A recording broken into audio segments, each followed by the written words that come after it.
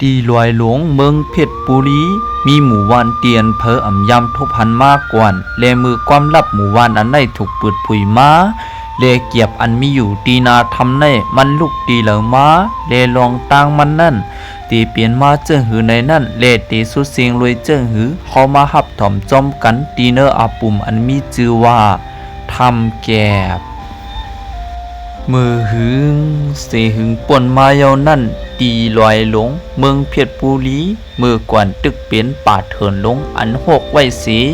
มีหมู่ร้านเล็กๆอ่อนตีหิมตีนร้อยเลกวนตีเนอหมู่วานในอ่อนกันอุบพลัดกันมาว่ามีทำตีหนึ่ง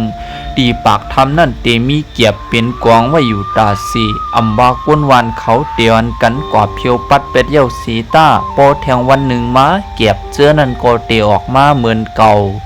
เลปู่ก้างตีเนอหมู่วานในก็สั่งลัดว่าอันในตีกว่าป่องตีวันมึงลับเลคือกวนลับเลอยู่เศร้าไว้กบเขามีคู่ของเก็ดเขียนเลจางเฮ็ดให้เขาหายตัวเลตีเนอหมู่วันรวยลงในก็จังไรมีใจหนุ่มก้อนหนึ่งอันเคยหู้เคยหันลองอันปืนอุบกุมกันนั่นหนาสิวันหนึ่งมันใจสั่งเข้ากว่าตีเนอป่าเถื่อนลึกเย่ากว่าอยู่ตีนาทำนั่นสีขึ้นกว่าเนื้อตวนฐาน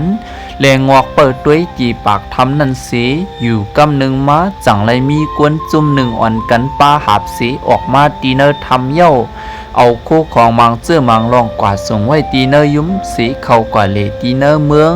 เหมือนใจหนุ่มก็ได้ไล่หันเจื้องหนังนั้นเย้าก็ว่นกวางอยู่ว่าเขาส่งไว้อีสัง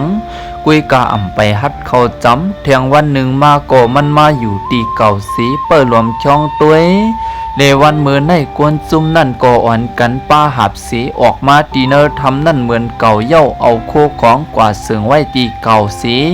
อ่อนกันไปกว่าขึ้นเลวันเมื่อในไหวสีกวนยิงเจอในกว่าเย้านั่นก็อันเป็นไส้หนุ่มเคยหูเคยหันก็ในก็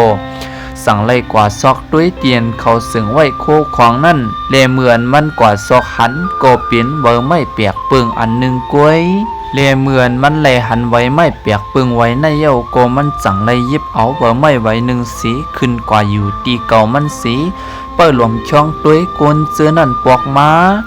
เลเขาก่อนกันมายิบเอาเบอไม่เขาสีขึ้นเข้ากว่าขึ้นตีเนอทำเขานั่นเหมือนเก่าเลกำนันโกใจก็ได้สั่งแลหันเมียนยิงก็หนึ่งนางสีห้องให้อยู่ตีนาปากทำเหมือนหนังว่ามันนังเอาโคของหายสีจื้อสีลวงกำนันใจหนุ่มก็ได้จังไรเข้ากว่าถามตุ้ยกำนันโกยิงก็นั่นโกจังลัดเนมันว่ามันเอาโคของอันซับตัวมันนั่นหายกว่าสีอ่ำจังปอกมือขึ้นตีวันเมืองลับเลมันขึ้นเลกำนันใจหนุ่มก็ได้โกจังไรเอาเบอร์ไม่อันได้ปันยิงสาวก็นั่นขึ้นเลเฮ็ดให้ขาตั้งสองก็เลยมีข้าวย้ำนางอุบกุมกัน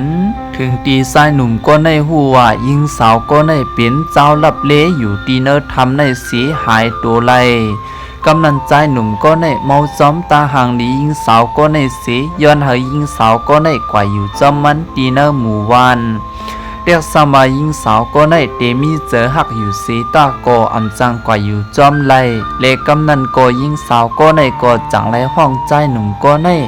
ว่ามืออยู่จอมมันตีเมืองลับเล่ไหลในสีใจหนุ่มก็อ่ำวนนำสังสีจอมหลังยิงสาวก็ในเข้ากว่าตีเนอทำสีจูบเพียบตาอ่อนกุ้ยมันสั่งไรมาถึงเสือตีหมู่วันกวนลับเล่สายหนุ่มก็ในวนกวางเต้เลกุ้ยกามันก็มาเจอสัตว์ปันอยู่จอมยิงสาวก็ในสีมีตั้งเสื้อเจออยู่ข้าวตั้งหึงถึงตีขาสองก็เลยมีลูกอ่อนจอมกันก็หนึ่งสีเลมีอยู่วันหนึ่งเมียนพ้องเหมือนยิงสาวก็ในเตียเลยกว่าหาพักตีเนอป่าเถินสีใจหนุ่มก็ในเตียเลยเปลี่ยนก้นอันเล่งรู้ด้วยถึงลูกมันเปิดดาวันเมื่อในสีเลวันเมื่อในอันเป็นลูกมันใจซ้ำกึ่งก้าห้องให้ออกมาเฮ็ดจึงหือก็อำเตดมันใจก็จังไรหยอกเลียนลูกมันว่าอย่าไปให้เลลูกเมสูเตมาเย้าในสีกุยกาอย่าว่าลูกมันนั่นเตียเย็นหลวงกุยกาลูกอ่อนก็ในหนึ่งแค้นห้องเสียนให้หลังมาหรือเก่า เลกำนันก็อันเป็นนายลูกอ่อนก็ในอันเป็นเมของเมใจก็ในไหลยินเสจังไหลมาด้วยกุยกาเมนายก็ในไหลมายินใจหนุ่มลาดหยอกเลียนเนอลูกอ่อนก็ในสีจังไหลลาว่าเสมันก็เปิ้นในเป็นปักปึงของเมืองลับเลเตรียมเลยลัดความเปลี่ยนเลียนต่อเพลาเลมือกลางคำม้าเหมือนยิงสาวก็ในปอกถึงเฮินขึ้นอันเป็นเมยิงสาวก็ในก็จังไรป้องลาสีลาดเธอใจหนุ่มก็ในออกกว่าตีเนอเมืองลับเลก็เปือว่าตีเลยด้วยถึงปักปึงของเมืองลับเลเธอทอดเมียดอยู่เหมือนเก่าในสีใจหนุ่มก่อมจังเฮ็ดจึงหือกาตีเลยเฮียนเอาโคสีออกกว่าตีเมืองลับเล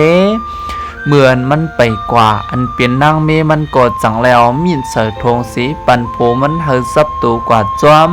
เลกำนันไส้หนุ่มก็สั่งเลยปกมือส่งสั่งอันเป็นลูกเลเมสีไปเข้ากว่าดีเนอร์ป่าเถินสีปือตาตีปอกมือขึ้นกุยกามือถึงซ้อมตังจอกมินอันนั้นหนึ่งอยู่หนึ่งนักมาสีอันเป็นไส้หนุ่มก็ในเยาก็จังเลยยินเฮอโอนแห้งหนาสี